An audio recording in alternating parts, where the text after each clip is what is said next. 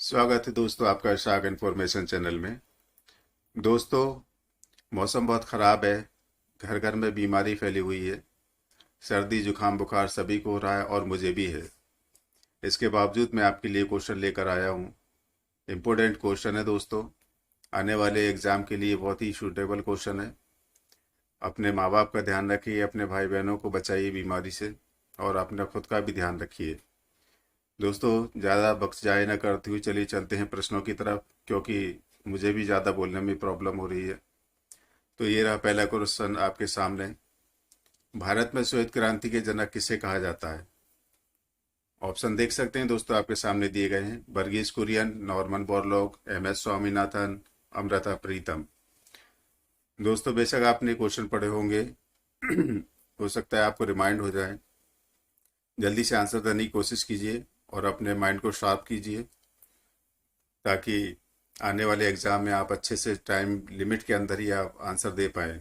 तो चलिए दोस्तों, हम बता देते हैं। इसका आंसर है ऑप्शन ए, वर्गीज कुरियन। इन्हें ही श्वेत क्रांति का जनक कहा जाता है। और श्वेत क्रांति आपको पता ही है किससे संबंधित है। ये दुग्ध से संबंधित है, मिल्क से संबंधित है दोस्तों। चलिए चलते हैं हम अपने दूसरे प्रश्न की तरफ। ये रहा आपके सामने हमारा दूसरा प्रश्न। सबसे ज्यादा प्रोटीन किस दूध में होता है दोस्तों? किस जानवर के दूध में सबसे ज्यादा प्रोटीन पाया जाता है? ऑप्शन आपके सामने है। गाय के दूध में, भेड़ के दूध में, भैंस के दूध में, बकरी के दूध में। मोस्टली ज्यादातर लोग यही बोलेंगे गाय के दूध में होता है, भैंस के दूध में होता है, क्योंकि पहलवानी लोग जो लोग करते हैं उनको ज्यादातर यही दूध भाता है। तो सोचिए दोस्तों, किसके दूध में ज्यादा प्रोटीन होता है।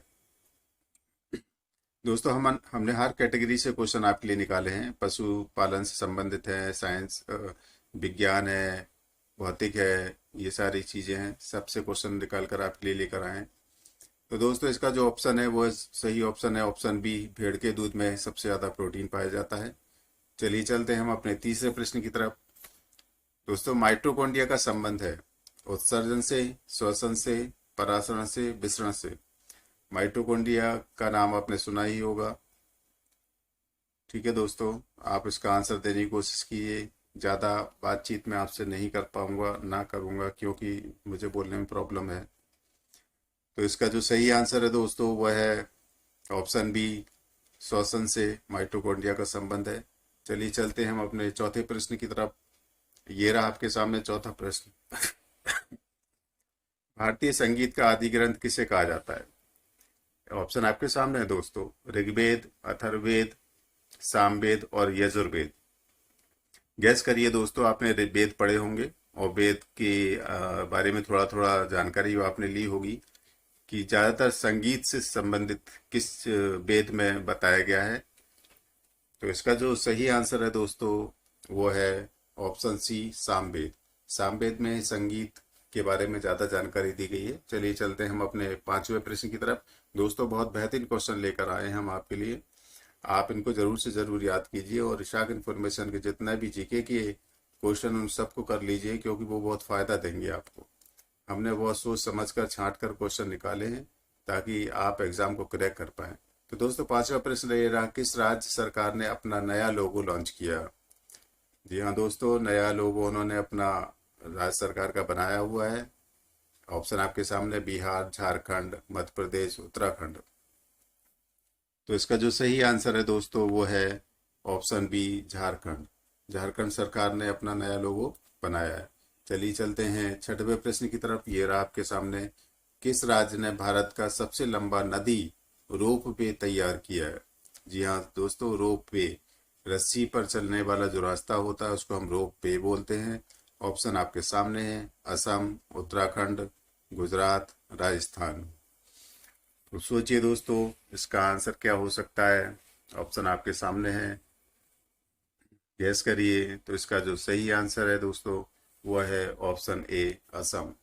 चलिए चलते हैं हम अपने सातवें प्रश्न की तरफ। ये रहा आपके सामने, कोविड-19 की वैक्सीन को रजिस्टर करने वाला पहला देश कौन बना? जी हाँ दोस्तों, कोविड-19 की वैक्सीन को रजिस्टर करवाया था वह देश कौन सा था? ऑप्शन आपके सामने है दोस्तों, जापान, रूस, ब्रिटेन, अमेरिका। तो इसका जो सही आंसर है दोस्तों, सॉरी, इसका सही आंसर है दोस्तों ऑप्शन बी, रूस। उसने ही सबसे पहले कोविड-19 को रजिस्टर करवाया। चलिए चलते हैं 8वें प्रश्न की तरफ। ये रहा आपके सामने, एशिया का मरीज किसे कहा जाता है? जी हाँ दोस्तों, इसमें ऑप्शन आपके सामने दिए गए हैं दोस्तों। चीन है, भारत है, पाकिस्तान और म्यांमार। कोशिश करिए दोस्तों आंसर देने की। बहुत बेहतरीन क्वेश्चन आपके लिए छांट कर लेकर आए हैं और उम्मीद करते हैं आप ये सारे क्वेश्चनों को अच्छे से पढ़ रहे होंगे, समझ रहे होंगे और अपनी तैयारी में इनको शामिल कर रहे होंगे। तो दोस्तों इसका जो सही आंसर है वो है ऑप्शन ए, चीन। चीन को ही एशिया का मरीज कहा जाता था। चलिए चलते हैं 90 प्रश्न की तरफ। ये रहा आपके सामने, बेफिन द्वीप कहाँ स्थित है? ऑप्शन आपके सामने है दोस्तों। ये क्वेश्चन दोस्तों ऐसे निकाले हैं क्योंकि हमने पिछले पेपर सेट देखे हैं, उस टाइप से जिसमें क्वेश्चन पूछे गए हैं उसी टाइप से हमने आपको निकाल कर लेकर आए हैं। इसमें ऑप्शन है आपके दोस्तों हिंदुस्तान, कनाडा, इंडोनेशिया, न्यूजीलैंड। तो बेफिन द्वीप जो है दोस्तों वो है हमारे ऑप्शन बी, कनाडा में है। चलिए चलते हैं 10वें प्रश्न की तरफ। ये रहा आपके सामने 10वां प्रश्न, भारतीय उपमहाद्वीप में कितने देश सम्मिलित हैं? दोस्तों ये तो आपको कंफर्म पता होना चाहिए कि भारतीय उपमहाद्वीप में कितने देश हैं। 7, 5, 6 और 4। बताइए दोस्तों, गैस करिए, जल्दी करिए। टाइम लिमिट आपके पास उतनी ही जितनी एग्जाम में रहती है। हालांकि हमने यहाँ पर कोई टाइमर नहीं लगा रखा है। तो इसका जो ऑप्शन है दोस्तों वो है ऑप्शन बी, 5। 5 देश हैं जो भारतीय उपमहाद्वीप में सम्मिलित हैं। चलिए चलते हैं हम अपने 11वें प्रश्न की तरफ। नीलगिरी की पहाड़ियां किस राज्य में स्थित है? बिल्कुल पढ़ा होगा दोस्तों आपने, पहाड़ी तो पढ़े होंगे क्योंकि इनमें से क्वेश्चन तो पूछा ही जाता है जरूर से जरूर एक। तो बताइए आंसर इसका दोस्तों, नीलगिरी की पहाड़ियां किस राज्य में स्थित है? तो इसके ऑप्शन आपके सामने है महाराष्ट्र, कर्नाटक, तमिलनाडु, छत्तीसगढ़। तो इसका जो सही आंसर है दोस्तों वो है ऑप्शन सी, तमिलनाडु। तमिलनाडु में नीलगिरी की पहाड़ियां स्थित हैं। चलिए चलते हैं 12वें प्रश्न की तरफ। ये क्या बोलता है, जोग या गरसोप्पा जलप्रपात किस नदी पर स्थित है? दोस्तों ये तो सुना ही होगा कि हमारे भारत का सबसे बड़ा जो जलप्रपात है वो जोग या गरसोप्पा है। अब ये पता होना चाहिए कि ये किस नदी पर स्थित है। ऑप्शन आपके सामने है, कावेरी, शरावती, चंबल, स्वर्णरेखा। तो बताइए दोस्तों इसका सही आंसर क्या लगता है आपको, गैस करिएगा। बताइए, आपने जब जलप्रपात पढ़ा हुआ तो नदी के बारे में भी पढ़ा होगा। उम्मीद है आपने आंसर सही दिया होगा। चलिए हम बता देते हैं इसका आंसर ऑप्शन बी, शरावती नदी पर गर जोग या गरसोप्पा जलप्रपात स्थित है दोस्तों। चलिए चलते हैं 13वें प्रश्न की तरफ। ये रहा आपके सामने, भारत में हरित क्रांति की शुरुआत कब हुई थी? हरित क्रांति जानते ही हैं दोस्तों किससे संबंधित है और इसकी शुरुआत कब से शुरू की गई? 1967 से 68, 65 से 66, 1970 से और 1987 से। बताइए दोस्तों इसका आंसर बताइए। क्वेश्चन बहुत बेहतरीन लेकर आए हैं दोस्तों ताकि आप क्रैक कर पाएं एग्जाम और हमारी मेहनत भी सफल हो जाए। तो इसका जो ऑप्शन है वो है ऑप्शन ए, 1967 से 68 में हरित क्रांति की शुरुआत हुई थी। आगे चलते हैं 14वें प्रश्न की तरफ। ये रहा आपके सामने 14वां प्रश्न, हीराकुंड बांध परियोजना किस नदी पर स्थित है? आपने बांध पढ़े होंगे दोस्तों, परियोजनाएं भी पढ़ी होंगी, तो जाहिर सी बात है कि नदियां भी आपने पढ़ी होंगी। तो बताइए किस नदी पर हीराकुंड बांध परियोजना है? आपके सामने ऑप्शन है महानदी, दामोदर नदी, सतलज नदी, कृष्णा नदी। इसका जो सही आंसर है दोस्तों वो है ऑप्शन ए, महानदी। महानदी पर हीराकुंड बांध परियोजना स्थित है। चलिए चलते हैं हम अपने 15वें प्रश्न की तरफ। ये रहा आपके सामने, भगवान महावीर उद्यान कहाँ स्थित है? ऑप्शन आपके सामने है दोस्तों, देख सकते हैं, मणिपुर, मेघालय, गोवा, अरुणाचल प्रदेश। महावीर उद्यान आपने सुना है नहीं सुना है पता नहीं, लेकिन क्वेश्चन हमने छांट कर दिया है दोस्तों। चलिए हम इसका आंसर बता देते हैं आपको दोस्तों। इसका सही आंसर है वो है ऑप्शन सी, गोवा। गोवा में ही भगवान महावीर उद्यान स्थित है। चलिए चलते हैं 16वें प्रश्न की तरफ। ये रहा आपके सामने 16वां प्रश्न, सिक्किम में कौन सी जनजाति पाई जाती है? ऑप्शन आपके सामने दोस्तों, संथाल, लेपचा, थारू, नागा। दोस्तों क्वेश्चन हमने बड़े बेहतरीन और छांट कर निकाले हैं दोस्तों। आप एग्ज़ाम क्रैक कर जाएं इसलिए निकालें, ना कि आपका टाइम पास हो इसलिए निकालें। तो ऑप्शन आपके सामने है दोस्तों, बताइए क्या है इसका आंसर। चलिए हम बता देते हैं, इसका आंसर है ऑप्शन बी, लेप्चा। सिक्किम में ये जनजाति पाई जाती है। चलिए चलते हैं 17वें प्रश्न की तरफ। ये रहा आपके सामने हमारा 17वां प्रश्न। भारतीय संविधान में संशोधन प्रक्रिया किस देश से ली गई है। आपने पढ़ा होगा संविधान और संशोधन भी पढ़े होंगे। ऑप्शन आपके सामने है दोस्तों, कनाडा, दक्षिण अफ्रीका, जर्मनी, आयरलैंड। दोस्तों गैस करिए, टाइम लिमिट के अंदर इसका आंसर देने की कोशिश कीजिए। चलिए इसका आंसर बता देते हैं दोस्तों, इसका आंसर है ऑप्शन बी, दक्षिण अफ्रीका।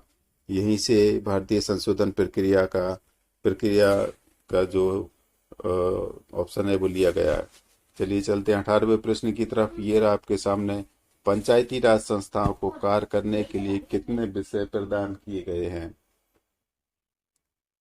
जी हाँ दोस्तों, पंचायती राज संस्थाएं तभी कार्य करती हैं जब उनको विषय दे दिए जाते हैं कि आप इन इन विषयों पर काम कर सकते हैं और इन विषयों पर काम नहीं कर सकते हैं। तो ये ऑप्शन आपके सामने है दोस्तों, 18 विषय, 30 विषय, 29 विषय और 25 विषय।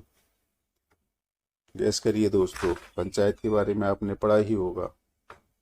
तो इसका जो सही आंसर है दोस्तों वह है ऑप्शन सी, 29 विषय। पंचायत को 29 विषय दिए गए हैं जिन पर वह काम कर सकती है।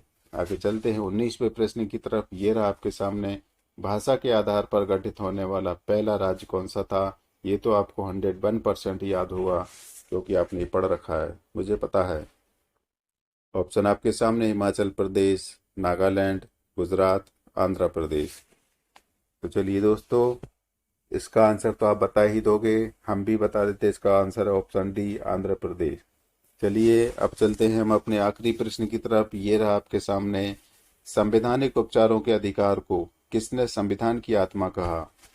जी हाँ दोस्तों, ऑप्शन आपके सामने है, महात्मा गांधी, दादा भाई नौरोजी, भीमराव अंबेडकर, डॉक्टर राजेंद्र प्रसाद। जी हाँ दोस्तों, ये एक ऐसा अधिकार है जो लोगों को परेशानी और तकलीफों से बचाता है, इसलिए इसको संविधान की आत्मा कहा गया है। तो दोस्तों इसका जो सही आंसर है वो है ऑप्शन सी, भीमराव अंबेडकर। तो दोस्तों ये थे हमारे 20 प्रश्न। उम्मीद है आपको पसंद आए होंगे। पसंद आए तो इनको लाइक करिए, दोस्तों को शेयर कीजिए ताकि उन्हें भी क्वेश्चनों का फ़ायदा हो जाए। और अगर चैनल को सब्सक्राइब ना किया हो तो सब्सक्राइब करिए और इस चैनल के सारे क्वेश्चनों को पढ़िए दोस्तों, फिर आप देखना कि क्या आपको इससे फ़ायदा मिलता है। चलिए दोस्तों, अपना ख्याल रखिए, अपने माँ बाप का, भाई बहनों का ख्याल रखिए। ओके दोस्तों, थैंक यू।